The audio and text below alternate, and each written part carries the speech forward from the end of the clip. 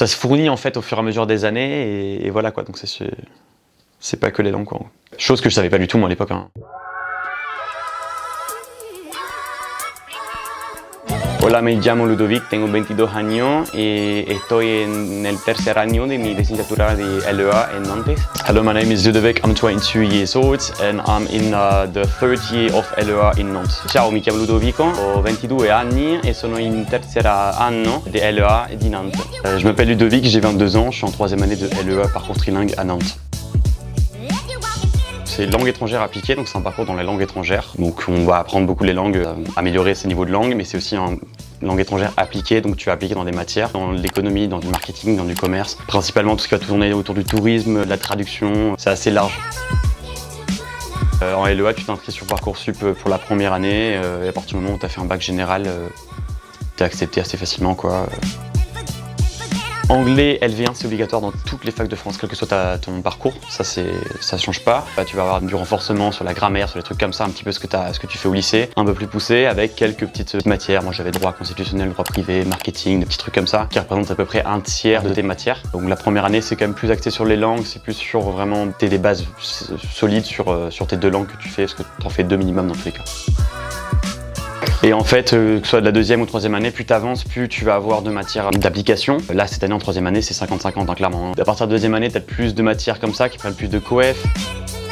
Ça dépend des facs, mais dans tous les cas, globalement, je pense que toutes les facs de l'EA, tu auras du commerce, de l'éco et de la trad, ça c'est obligatoire. Après, tu vas avoir un petit peu peut-être de compta, peut-être de créer un site internet, de bureautique, sur un semestre, au moins un semestre, une matière comme ça.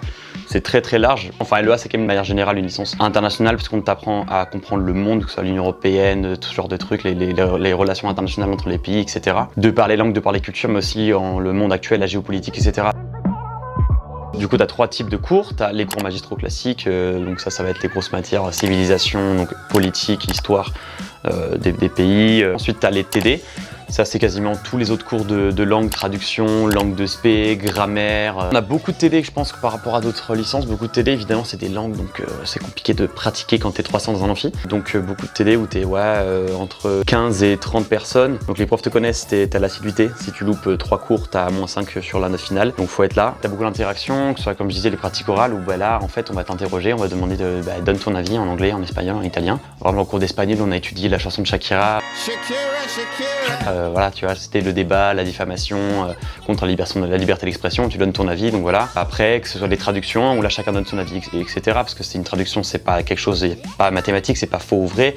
Donc tu vas discuter avec ta prof, tu vas regarder l'étymologie en français, etc. Et ensuite, t'as les TP où là, t'en as que 3, donc c'est les pratiques orales des langues. C'est les pratiques orales des langues, là on est 15, on fait que parler comme tu parlerais avec un pote, quoi, de manière courante.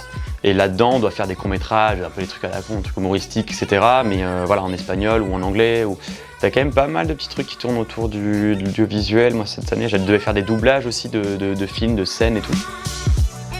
Des gens curieux déjà, faut kiffer tout, vraiment kiffer tout, principalement comme je disais économie, tourisme, un peu de marketing, ce genre de trucs. Voilà, après même si t'es pas forcément très fort en anglais ou en espagnol ou en allemand, si t'es rigoureux, tu vas aller apprendre, on t'apprend les bases, etc. en début, donc si tu bosses un peu, y a pas de souci quoi. Et être bon en français, parce que en fait quand tu traduis de l'espagnol au français, si tu sais pas parler français, c'est compliqué et on va être très dur sur toi si tu fais des fautes d'orthographe, si tu fais des fautes de grammaire ou des guillemets anglais alors que c'est des guillemets français, écris le B à bas, comment tu l'écris, voilà.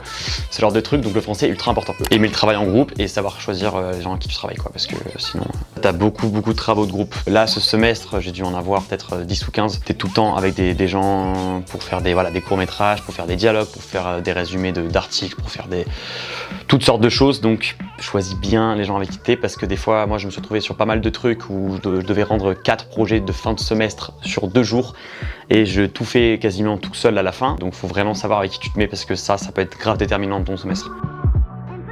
La civilisation états-unienne, où là c'était tous les cours sur les différents American Dream, arriver à décortiquer un discours politique en soutirant des sous-entendus et arriver à deviner de quel bord est le gars qui parle, etc. À quoi il fait référence dans l'histoire américaine, etc. C'est des trucs ultra compliqués. Il faut développer un esprit critique sur des textes, voire lire à travers les lignes, ça c'est assez compliqué, j'avoue.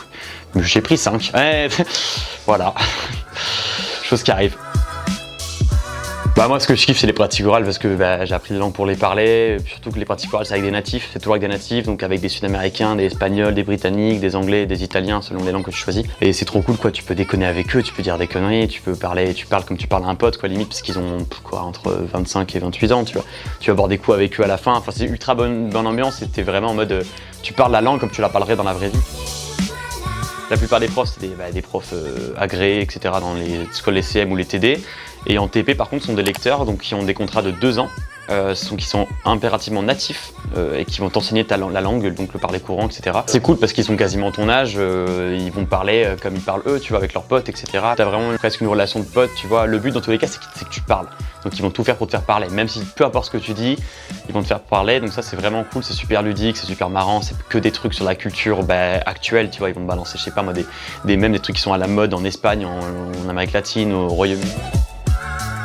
Bon, comme je disais, t'as beaucoup de matières, faut être super curieux, t'as beaucoup de matières différentes. Donc tu touches un peu à tout, mais c'est bien, mais d'un côté, pour moi, je pense que c'est pas suffisant pour que ce soit une licence professionnalisante. Je pense qu'elle est quand même faite pour s'orienter ensuite vers un master. Le master, voilà, t'en as plein, tu peux faire master traduction, master commerce international, master affaires européennes. Franchement, avec les LEA, tu peux faire tout ce que tu veux en fait. Même si c'est pas des masters LEA après, en fait, dans tous les cas, tu peux postuler, faire des passerelles. Et avec ton bagage LEA, en fait, ça te permet de faire un taf que les gens font en France. Tu peux peut-être le faire à l'étranger ou le faire à une échelle plus internationale. Et c'est un gros plus, que ce soit en termes d'opportunités, peut-être même de salaire sur certains trucs aussi.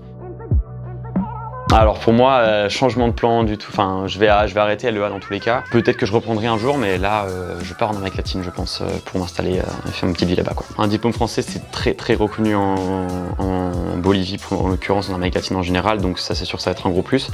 Donc ouais carrément, je pense que je vais essayer pour essayer de taffer après à terme, je pense là-bas dans des trucs dans du tourisme ou de l'import-export de vin par exemple. Et là effectivement diplôme français, licence française ça claque.